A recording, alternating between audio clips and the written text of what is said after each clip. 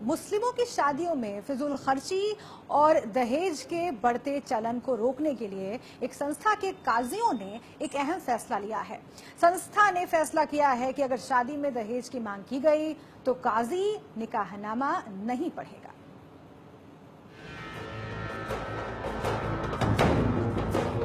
संभल की तहरीक इस्लाम उन्मत संस्था ने पंचायत कर देश के मुसलमानों को नसीहत देने वाला फरमान सुनाया है।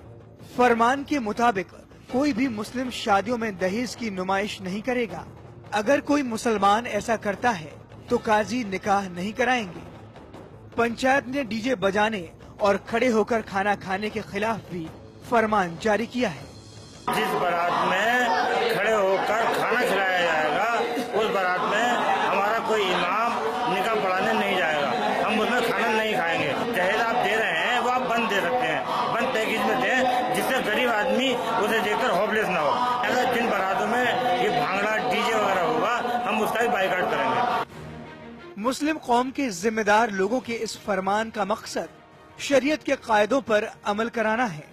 शादियों में दहेज की नुमाइश कर शानो शौकत का प्रदर्शन किया जाता है, जिसका असर समाज के उन गरीब तबकों पर पड़ रहा है जो दहेज देने के काबिल नहीं है।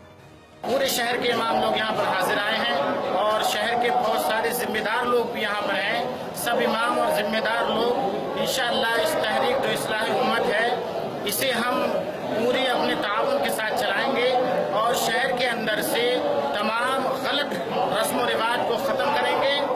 फिजूल खर्ची को रोकने के लिए पंचायत का ये फरमान गरीबों को राहत देने वाला है। आज के मौजूदा समय में समाज के हर वर्ग के लिए ऐसे ही फरमान की जरूरत है। नेशनल वॉइस के लिए संभल से सद्दाम हुसैन की रिपोर्ट।